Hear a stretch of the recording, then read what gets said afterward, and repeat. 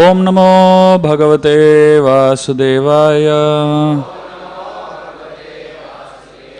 Om Namo Bhagavate Vasudevaya.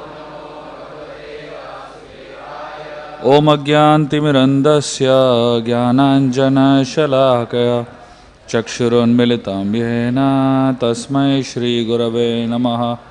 Shri Chaitanya Manobishtam Sthapitam Yena Bhutale Swayam Rupa Kadamayyam Dadati Swapadantikam Vandeham Shri Guru Shri Yutaha Padakamalam Shri Gurun Vaishnavamscha Shri Rupam Sagrajatam Sahagana Raghunatam Vitam Tam Sajivam Sadvaitam Savadutam Parijana Sahitam Krishna Chaitanya Devam Shri Radha Krishna Padan Sahagana Lalita Shri Vishakan Vitamscha He Krishna Karuna Sindhu Deenabandhu Jagatpate Gopesha Gopika Kanta Radha Kanta Namostute Tapta Kanchana Gaurangi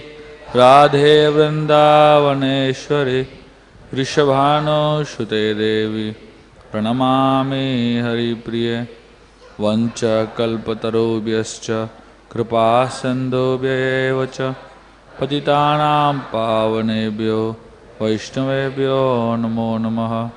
Jai Shri Krishna Chaitanya Prabhu Nityananda Shri Advaita Gadadhar Srivasadi Gaur Bhaktavrinda.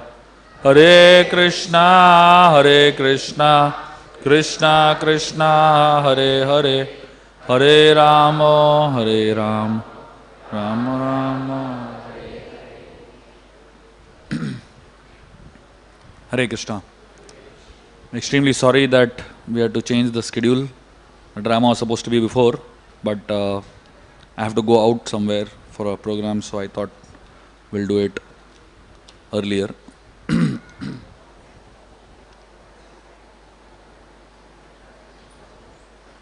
So today we are going to discuss about a very divine personality who has inspired thousands of people, probably millions of people across the world. Especially his poems and his devotional understanding of spiritual life have really brought a lot of hope, especially in Maharashtra. I'm talking about one of the greatest saints, Tukaram Maharaj. So I'm going to speak today stories from the life of Tukaram Maharaj, along with some lessons that we can learn from the stories, and how in our principles of devotion, as we are practicing our spiritual life, we will definitely need inspiration of personalities like this who have done something substantial in their spiritual lives.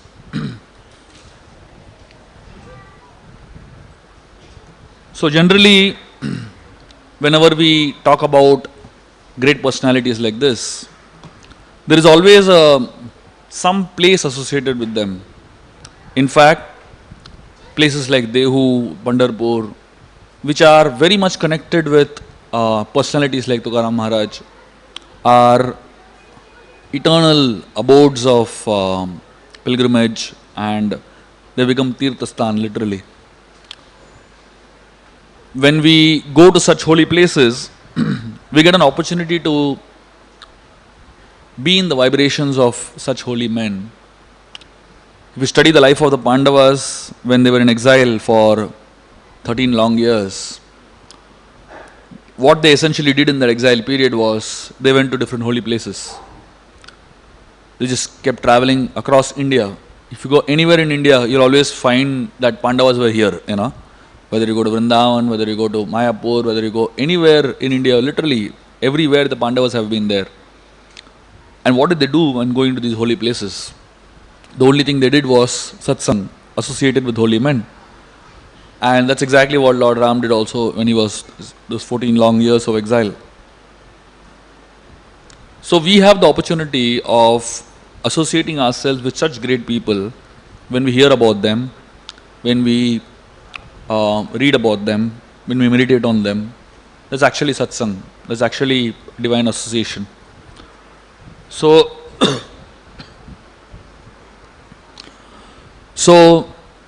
there is a very interesting saying which really has inspired me personally. This says that if an egg is broken from outside by force, then life is lost. But if an egg breaks from inside and comes out, then life is born. So great things are always born by contemplation. So it's not that when we hear about these great personalities, some transformation, the miracle will happen in our lives. But when we hear about these great personalities and meditate on these great personalities and really try to understand what these people stood for, then there is a possibility of some transformation happening in our lives. So, Tukaram, he was born in Dehu in 1608, and he was born to very simple parents, Boloba and Kanakai. They belonged to a lower class Shudra family. He had two brothers also. So interestingly, when we find the life of these great people, you don't find any of them having extraordinary qualities or rather extraordinary births. They have very simple births and they go through difficulties like everybody else. So his father, when he was very young, he got an illness and he died. And all the responsibility of the family fell on Tukaram. Tukaram married 2 times. The first wife, Rakumabai, she died due to starvation during a famine. And so many difficulties they went through that famine period that practically they lost everything. And then he again married to another lady, her name is Jijabai, or famously known as Avali. And she was a very young girl when they married, and through her he had 3 sons. So essentially, if you look at Tukaram's life, there are many miseries that have come in his life. So when we look at miseries that come in great people's lives, those miseries teach us great lessons. When miseries come in our life, those miseries break us. But when miseries come in great people's lives, those miseries shape those great people. Which essentially means that when miseries come in our life, and if we learn to handle the miseries properly, those very miseries can shape us into beautiful personalities. When a mountain is bombarded with rain, a huge mountain, when there is torrential rain on the mountain actually starts shining. When the gold is heated more and more and more, all the impurities in gold vanish, they go away. So similarly, when difficulties come in great people's lives, those difficulties essentially end up making great people even greater. And they end up becoming stories for us to follow. One devotee was sharing this very interesting story of how he got connected with Krishna consciousness. So he was saying that he was watching a television serial on the TV. This was ages back when there was no, cable connection. There was only just Doordarshan. And this person was a manager in a very big organization, big company. And he was watching television. And in the television he saw a serial that really inspired him. This was a serial of one of the mathematical wizards of our country. His name is Ramanujan. So it was his life story basically on the television. And so this person, the serial was showing about how this person was a mathematical genius. So he answered one exam, mathematics paper, and in that paper there was one question that was given, the first question of the paper. He spent the 2 hours of exam only answering the first question. And he went into so much depth of answering that first question that he never got time to go to the second question also. The paper had quite a few questions. So when the mathematics professor, he saw that question, the answer of this person, he was completely bewildered. When he said, how can a human being make so much analysis? And he was just a mere student. So they actually picked him up. This is during the British time. They actually picked him up to study how he thinks, And they started asking him questions. And they just couldn't believe that somebody could have such a genius. So they actually took Ramanujan to London and kept him in a hospital to study how his brain works. So this serial was showing all this. And while he was in the hospital in London, so they were, doing their research and all that. They were providing him food. And naturally, they first gave him some non-vegetarian food. And Ramanujan, I can't eat this. I'm a student of Bhagavad Gita. And, and because I've understood the principles of Gita, I'm very clear I don't want to eat this. So they were not giving him anything, but he was so adamant and so insistent that he cannot eat this food, that ultimately they, bent down and they provided what he wanted. And in that serial, they showed Ramanujan reading the Bhagavad Gita and taking inspiration from the Gita. So this man who was seeing that serial, seeing Ramanujan taking inspiration from the Gita, he said, if such a genius has so much inspiration from the Gita, definitely I should read it. So he went and bought a Bhagavad Gita by Srila Prabhupada, Bhagavad Gita as it is, and he started reading. And that inspired him so much that eventually he became a devotee. And at some point of time, he quit his profession and he actually took up full-time service. This person, now he is the temple president of ISKCON Chowpatty, Revati Raman Prabhu. And can you imagine his inspiration from that one serial, from that one episode of him, Ramanujan reading Bhagavad Gita, that he has built an entire temple. The temple costs about 30-40 crores. The entire temple and every penny for building the temple has been raised only by selling Bhagavad Gita in Tirupati. Can you imagine? So where it began by seeing a television serial and getting inspiration from one, so-called scholarly, mundane person. But essentially, it took another level. So essentially, when people go through misery in their life, when people go through difficulty in their life, that time, the real substance of a person shines. Generally, when a regular human being who doesn't have any spiritual background, who doesn't have any understanding of the scriptures, goes through difficulty, the difficulty crashes them, difficulty crumbles them. So, here we are finding in the life of Tukaram Maharaj, he went through so many difficulty in his life, but those difficulties actually started shaping him into what he eventually became a great personality. So, Tukaram Maharaj, the connection we have, Gaudiya Vaishnavas, with Tukaram Maharaj is that Lord Chaitanya Mahaprabhu would come in the dream of Tukaram Maharaj and give him instructions. So, Tukaram Maharaj is one of those personalities who was personally initiated by Lord Chaitanya Mahaprabhu through his dreams. And his devotion to the Lord was a very personal type of devotion. He would say that he wanted to taste sugar but not become like sugar. Sugar cannot taste itself. So what is the point in becoming sugar? The impersonalist philosophy, the Mayavad philosophy is about how we should become like God, or rather we should become God. But if you become sugar, you can't taste sugar. So Tukaram Maharaj would prefer, I want to taste sugar, I don't want to become sugar. So he had a very personal way of approach towards God and devotional service. So there are many stories of Tukaram Maharaj's life. We will take one by one a few stories. And in each story, I'll end by talking about how that story is relevant to our life and how we can apply the principles of the story in our spiritual practices. One of the very famous stories of Tukaram Maharaj's life is where he was self-inspired to write so many poems. Whatever you would see in his life, whatever you see around him, he would write a poem about it. And those poems are so much surcharged with devotion.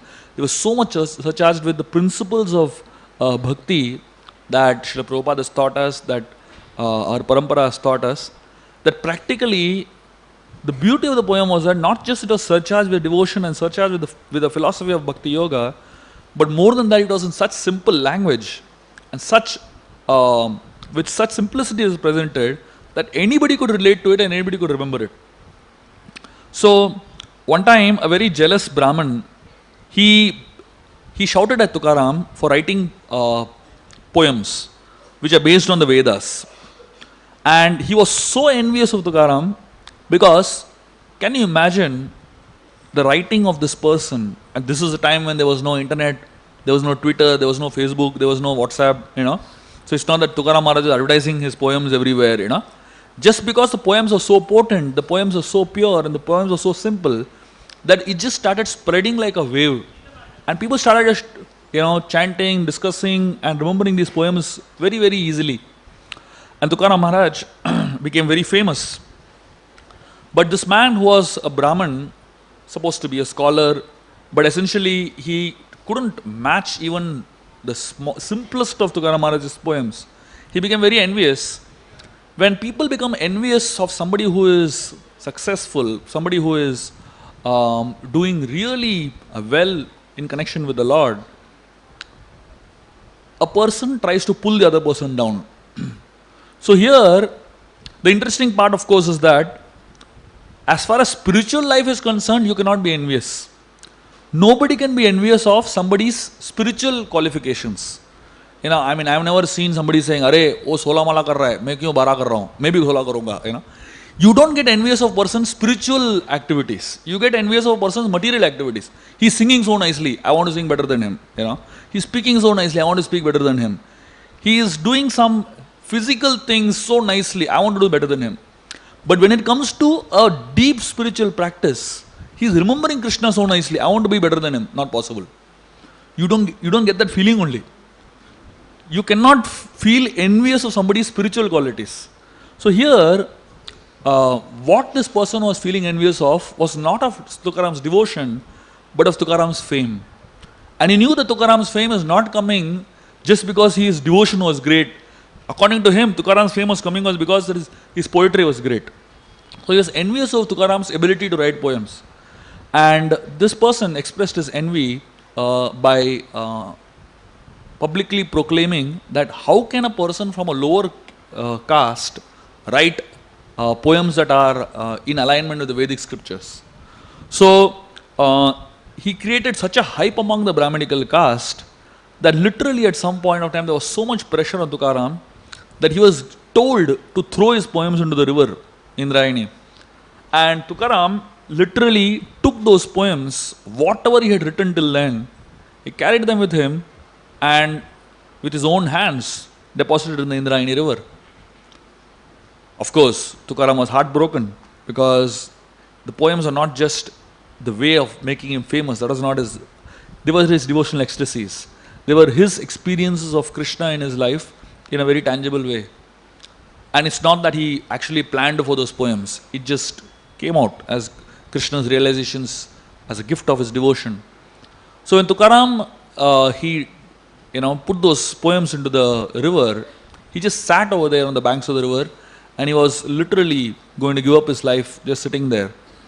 So there are many versions of what happened after that.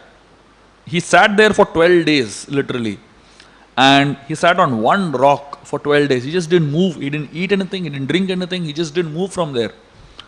And after 12 days, some people say that the goddess of the Indrayani river, she appeared with the poems and gave it back to him. There's another version.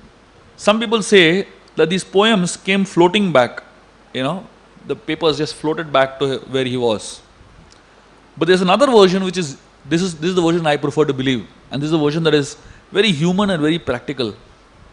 It is explained that when Tukaram was sitting there on that rock, just fasting and just praying and just intensely lamenting for the loss, all the villagers from across that area, thousands of villagers just gathered together, and each of the villagers, each one recited one poem.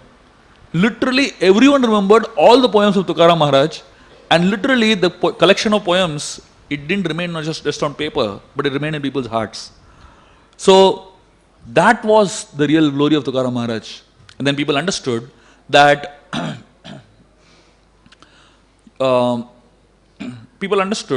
these poems are no more just physically on paper, but they are etched in people's hearts.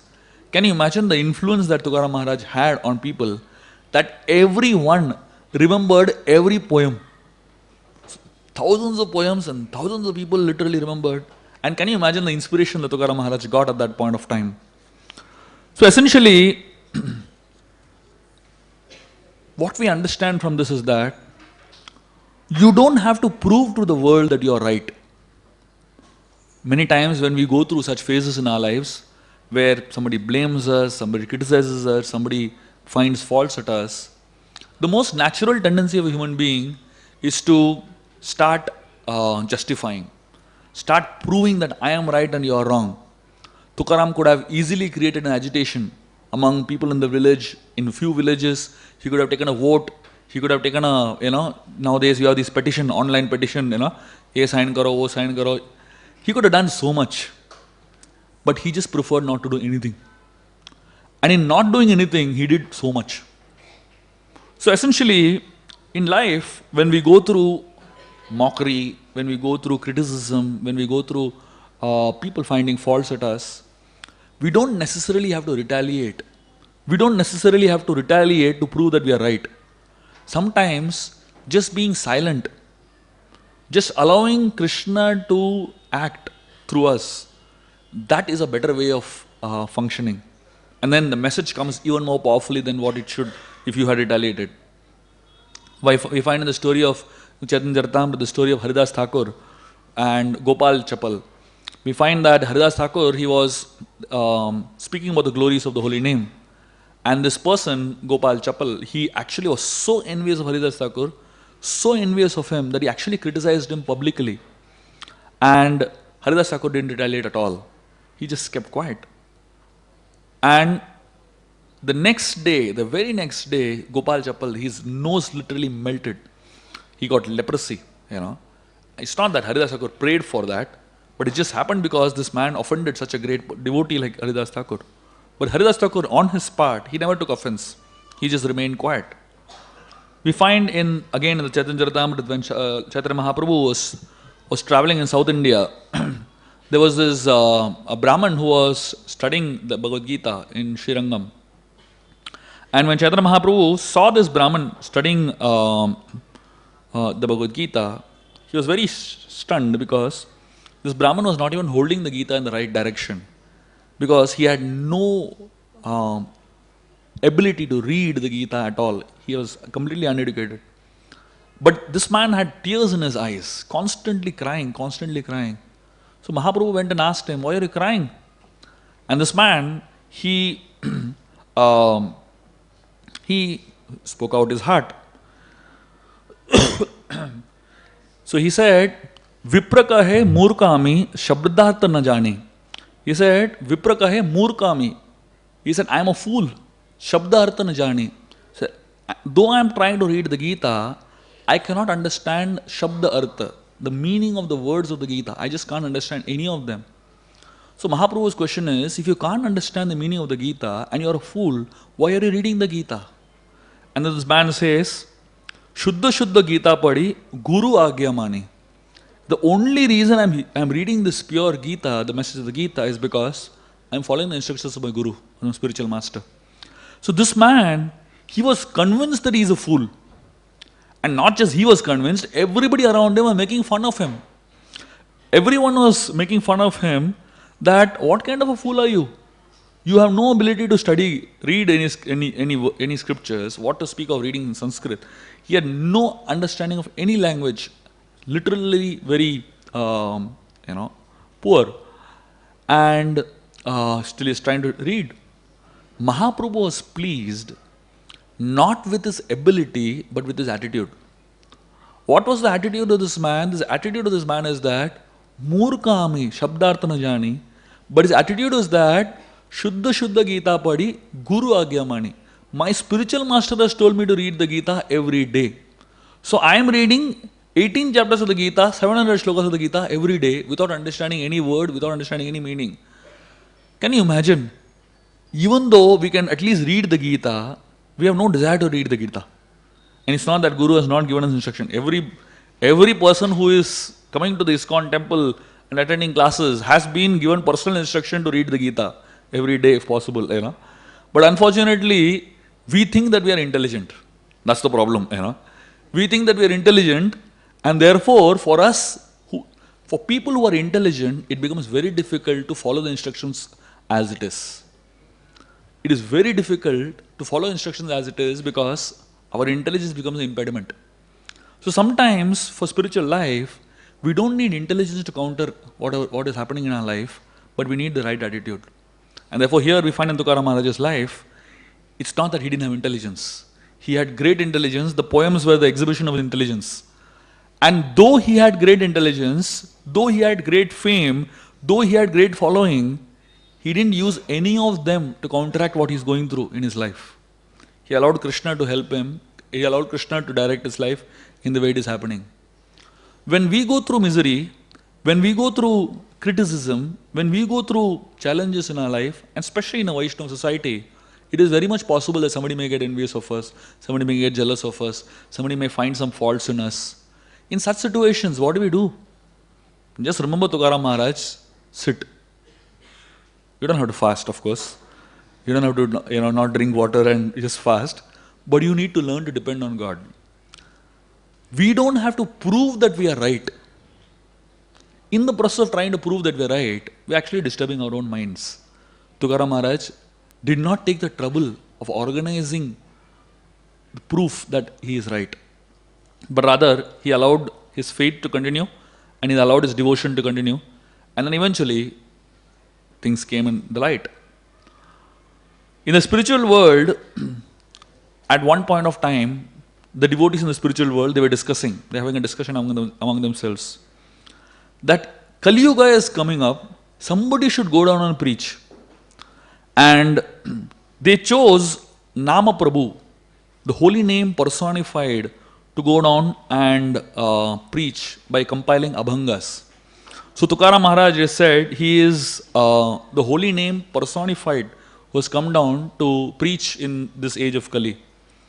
And therefore, in the Vitthal temple, there is one step which is called as Namache Payari. It is explained that Tukaram Maharaj's Samadhi is that step. So what is the mood of this personality? The mood of this personality is that his desire is the devotees step on him before going in. So he is a step in the temple just aspiring for the dust from the lotus feet of all the devotees who are going in. Can you imagine? Somebody who is such a qualified acharya, somebody who is such a great devotee of the Lord, such a person, what is his aspiration? His aspiration is to become a step on which devotees step and go ahead. That's the Samadhi of Tukaram Maharaj. So essentially, the way in which these great personalities deal, act, live their lives becomes an example for all of us to follow. In fact, when Tukaram Maharaj used to do his bhajans and abhangas, he would sing. Thousands and thousands of people literally would come to hear his singing every evening. And what he would do is, he would begin the singing. At a certain point in time, he would disappear. And what he would do after disappearing, he would come out and arrange the shoes of the devotees who have gone in. That was the service he would do. Can you imagine? And he would wait for some time so that everybody enters in. And once he sees that everyone is in, then he would come out and arrange the shoes of the devotees, taking the dust of the feet. So essentially, we understand from this part of Tukaram Maharaj's personality that the substance of a devotee is not about how close he is to Krishna. It's about how much he is willing to serve the devotees of Krishna. So we may be very close to Krishna. We may have a direct connection with Krishna. We may know his phone number also, We may know his email address also. And we may have a hotline with Krishna also. But just because we have a direct connection with Krishna, it doesn't mean that we are actually successful as devotees. To the extent we are ready to serve the devotees of the Lord in a menial way, to the extent we are ready to extend ourselves to serve the devotees of the Lord and actually humble ourselves in front of the devotees of the Lord, to that extent actually the mercy of the Lord and the connection of the Lord will become stronger. And therefore, every great devotee of the Lord, we find this quality exemplified. They are not aspiring to serve the Lord only, but they are aspiring to be servants of the servants of the servants of the Lord. And in that way, they please the Lord more. So in a telescope, the greater the number of lenses between the eye and the object, there are multiple lenses in between. There's the first lens and the last lens, and between there are multiple lenses. The more number of lenses there are in between, the clarity of the object will be much, much higher. That means between Krishna and us, the more number of devotees are there, that much our vision of seeing Krishna will be better. Many times people aspire for direct connection with Krishna. The unfortunate part is, if you get a direct connection with Krishna, our vision of seeing Krishna will be defective. We will take Krishna we'll be too familiar with Krishna and will offend Krishna. And therefore, through the devotees like Tukaram Maharaj, we understand that the more there is between us and Krishna, the opportunity to serve the devotees, the opportunity to connect with the devotees and go through the devotees, the more is the clarity of our understanding of Krishna and our appreciation of Krishna. So Tukaram Maharaj, in this aspect, he teaches us this concept of simple living and high thinking. He didn't have much. He had a very simple lifestyle, but his thought process was very high. So the greatest joy of the soul is in this mindset to see everyone better than me. So can you imagine a personality who is like heading that whole community, a personality whom thousands of people are coming to hear? What is his mood? His mood is that all these people are not coming to hear me, all these people are coming to give me an opportunity to serve them. That was the mood in which Tukaram Maharaj was functioning. That was the mood in which Tukaram Maharaj was conscious of Krishna. So the goal of life is to please Krishna. And Krishna is pleased when we are in the mood of being servants and the servants of Krishna.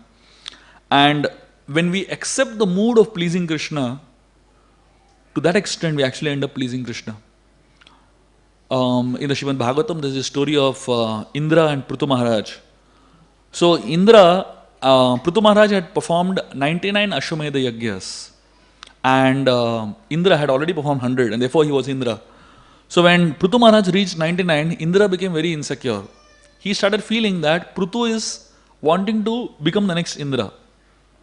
So every time he was trying to do the 100th Ashwamedha Yagya, Indra would go and steal the horse. And constantly he was stealing the horse, one after another, one after another, one after another. And he did it so many times, so every time Indra would steal the horse, Prithu would go fight with Indra and get the horse back. And as soon as the sacrifice would start, again Indra would steal the horse. Again Prithu would go fight and get the horse back. And again Indra will steal the horse. It is going on and on and on. At some point of time, the Supreme Lord Vishnu, he got completely fed up of this whole fighting business. So the Lord, through Brahmaji, he appeared to Prithu Maharaj and gave him a very simple instruction. He said, I am happy with your sacrifice. You don't do the 100th one. And Prithu Maharaj just gave it up. He never did the 100th sacrifice.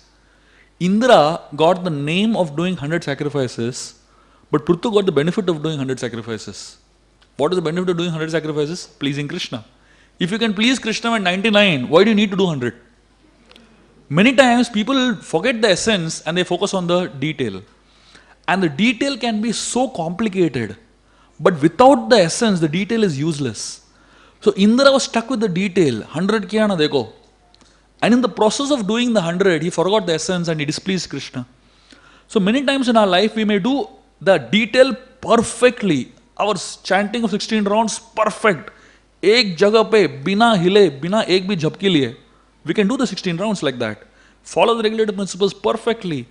Do everything. Execute mega projects and build massive temples, distribute millions of books and preach to thousands of devotees. We can do all that. But in the process, we forget the essence of pleasing Krishna. And what is the meaning of pleasing Krishna? Pleasing Krishna essentially means pleasing the devotees of Krishna by being a humble servant of the servant of the servant of the devotees. We forget that essence.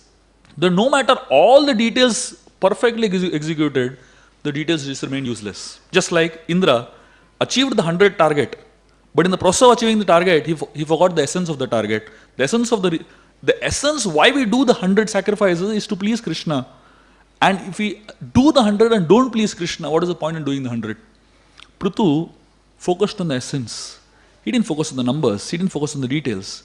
Sometimes we get so much caught up in the number game, so much caught up in the detail, that our mind gets occupied with the detail and forget the essence. People like Tukaram Maharaj, they may have great number of followers.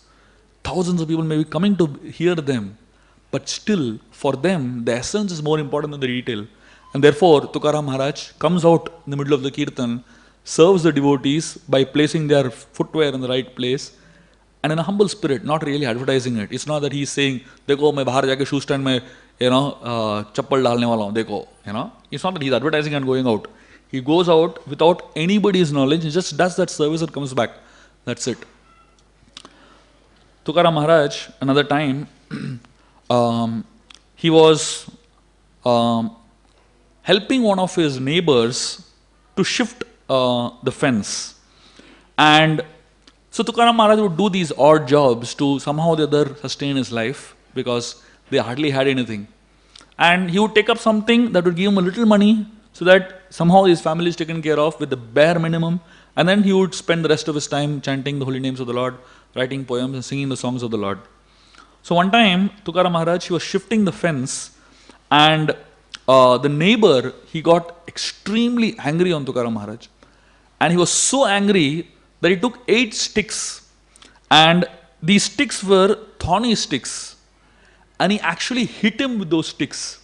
It was so very painful, but somehow Tukaram Maharaj just tolerated it. He never said anything. Then much later, this is a time during the Ashad Ekadasi Kirtans. In the middle of the Kirtan, there were thousands of people in the place, and Tukaram Maharaj was leading the Kirtan. And in the middle of the whole Kirtan, he found that this man, this neighbor of his who had hit him so badly, he was missing. And then he asked people, why is he missing? And then he found out that this man is having some kind of pain in the leg. So Tukaram Maharaj left that Kirtan on such an auspicious, important day, Ashad Ekadasi. He went to that neighbor's house and massaged his feet. Can you imagine somebody who has hit him so badly, somebody who has physically abused him, rather than developing hatred towards him in your heart, he is going all the way to his house on such an auspicious day when the holy name of the Lord is being sung, when he is actually leading the whole kirtan. He goes and he massages his feet. So essentially, from this we learn the concept of forgiveness. So many times in our life, there will always be opportunities where you will find either some devotee offending you through some heavy words, or he may actually offend you by not offering you something. You're going the prasadam line, that person who is giving sweet, that nikal jao, aage jao, So we have so many reasons to get offended, small things sometimes. And stories like this really inspire us to realize that life is very short, and ultimately at the end of life, all we have is the devotees of the Lord who can actually help us go higher. And in such times, even if we find some fault in the devotees, even if we find there is some defect in the devotees, ultimately they are devotees of the Lord. So the defect is between them and Krishna to deal with. But between us and them, we are not the ones who are going to deal with the defects. We are not the ones who are appointed to correct them or to rectify them. Our relationship with the devotee should be in the mood of the servant of the servant of the servant. And rather than holding grudges, we should learn to forgive. In the Mahabharata, we find the story of Yudhishthira Maharaj and Draupadi having a discussion about what to do with Ashwathama. What to do with Duryodhan when they came out from the gambling match, and there was so much misery that all of them were going through. And at that point of time, Draupadi, she was just not able to handle it. And in fact, Draupadi at some point, she became so much filled with hatred towards Duryodhan that she was expressing her hatred. And Yudhishthira Maharaj at that point of time made a very interesting point.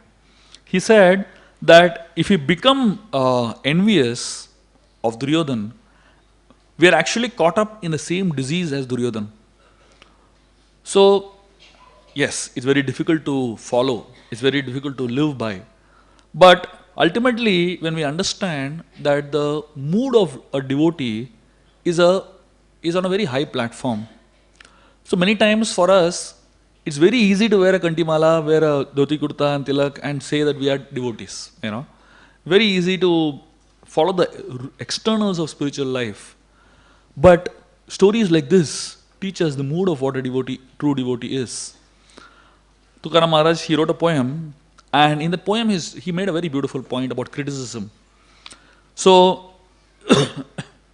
so he said, the one who criticizes you, that person's house should be next door. Your next door neighbor should be your greatest critic. The reason is because, he said, critics or people who criticize are like pigs who remove all impurity. They actually, eat away all the impurity in your lives. By giving you criticism, they're actually removing all the impurity from your life. And those who are praising, he used a very heavy word.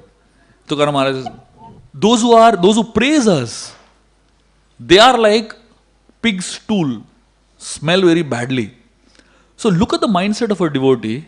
He is saying those who criticize us, they are actually our well-wishers, because they remove all the contamination from our hearts. And those who actually praise us, they are actually our enemies, because they add more contamination in our heart. First of all, there is so much pride. On top of that, if somebody comes and praises you, your pride only goes up. If your balloon is so big, after somebody praises you, itna mota ho jata hai. This is the false ego, growing bigger and bigger and bigger. So Chaitanya Mahaprabhu's philosophy, the whole ISKCON movement, the preachers, the devotees of the Lord, they are like, carrying pin. So sabke false ego ko pin marte rehte hai, So if you come with a big false ego and you come into this ISKCON temple and then you hear, you are tuch, tum kuch nahi ho, you are servant of the servant of the servant. It's a little hurting to the false ego. But that's what is needed to actually purify us and help us go higher.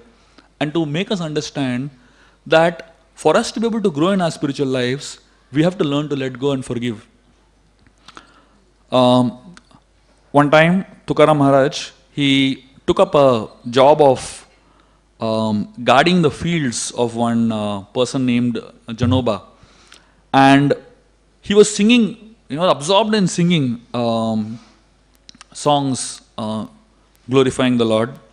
And he was saying that when one seed is deposited on the ground, when the seed grows, unlimited amount of corn grows on it, on that seed.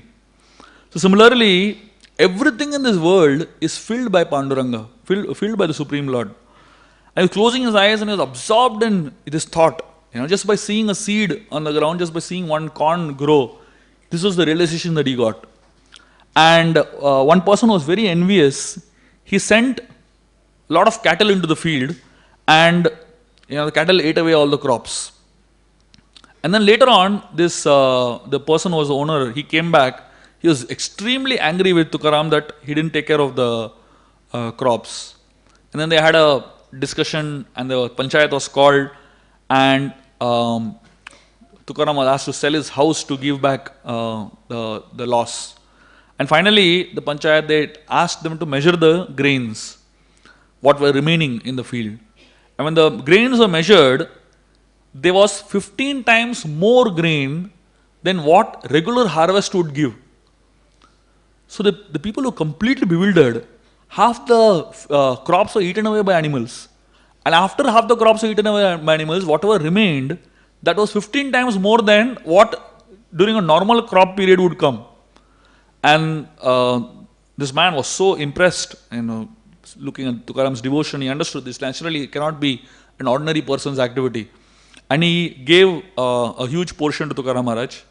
And Tukaram Maharaj never brought it home. He just distributed it and came back. So, sometimes as devotees, when we practice spiritual life very intensely, our family gets quite upset. So it happens with great devotees also, what to do. That's how it is.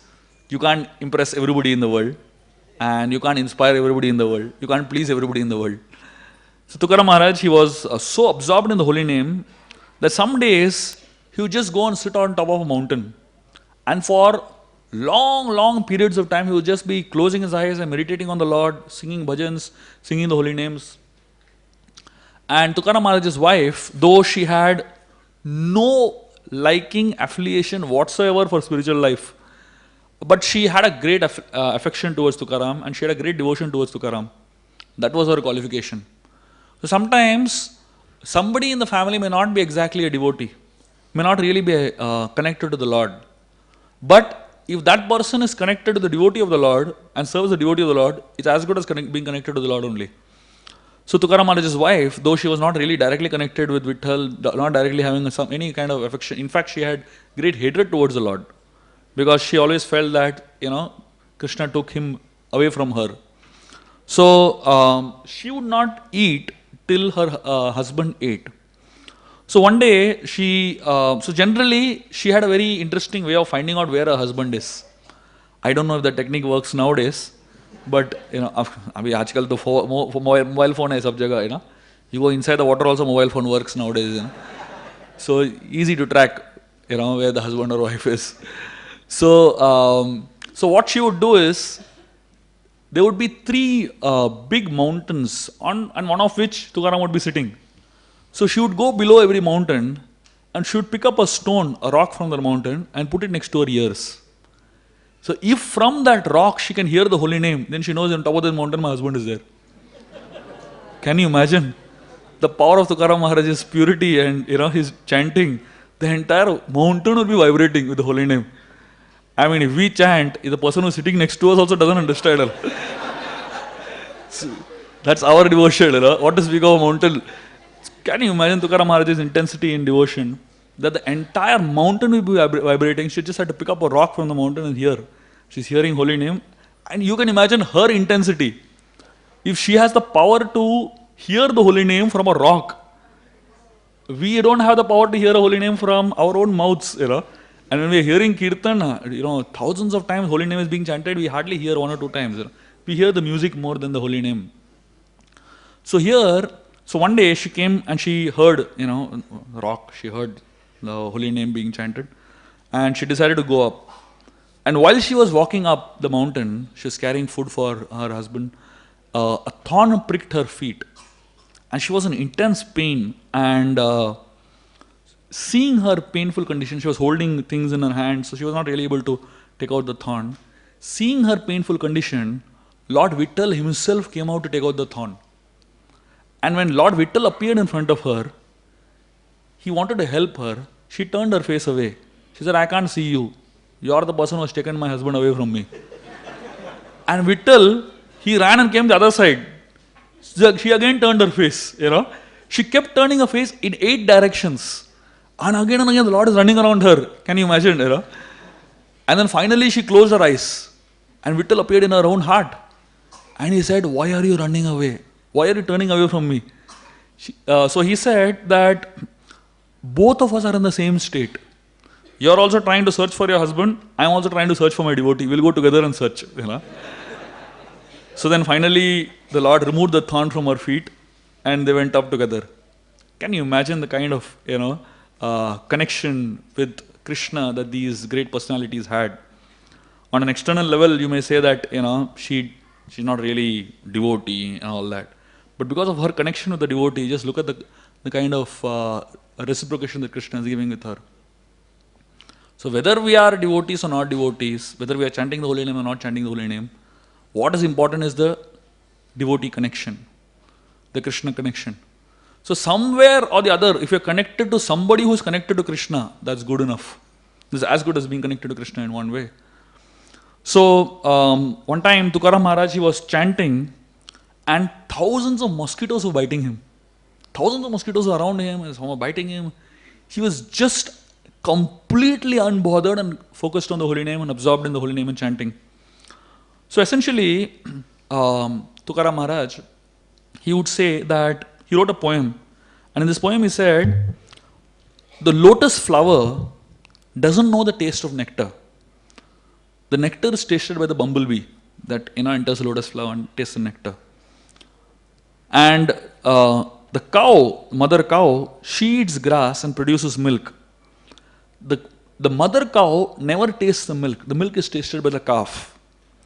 And the pearl is born in the mouth of the oyster, but the oyster can never experience the beauty of the pearl or use the pearl in any way.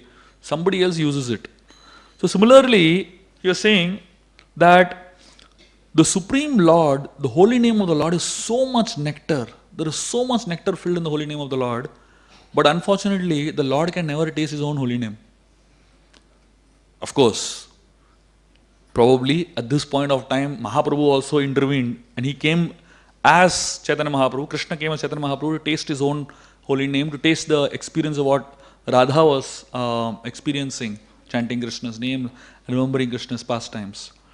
So essentially, Krishna's holy names is like one of those aspects of the Lord that really intimately connect us with Krishna, and it gives us some experiences that the regular aspects of the world cannot. One time there was one lady, she had gone with her husband to a lake. They had gone to a holy place, and then on the way back home, they on the banks of this lake, they wanted to have their lunch and then continue on the journey. So as they stopped there near the lake to have their food, the husband told his wife that I'm just going having a quick bath and I'll come back, then we'll eat. So the wife laid down the food and she was waiting for her husband to come. And meanwhile, the husband had gone into the lake and he was having his bath. Suddenly he started screaming from the lake. He started screaming for help. So the wife thought that he is just making fun, just to pull her leg. So she didn't take it so seriously. But at a certain point she realized that he is really serious, he's in some trouble. And then she went close and saw that there was a crocodile pulling her husband down into the lake. And this man was struggling for his life. The crocodile was pulling his leg down. And he was, she had no idea how to help him. She didn't know to swim.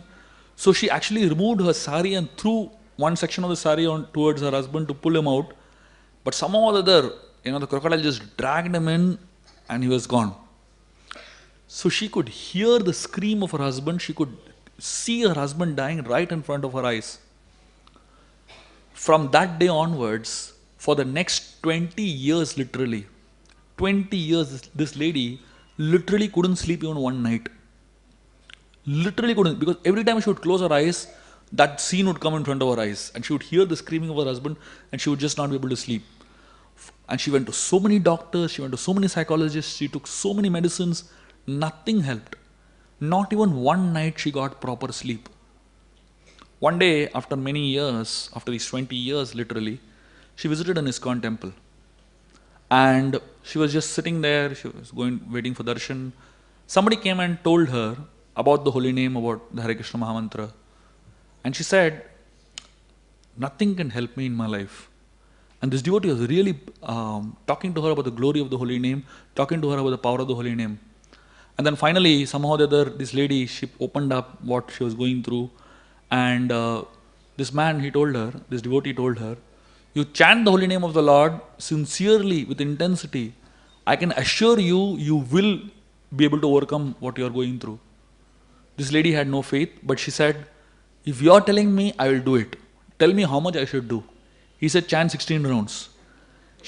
That day itself, she started 16 rounds. She asked for the beads, she took her mala, and she sat in the temple and chanted 16 rounds straight for 2 hours.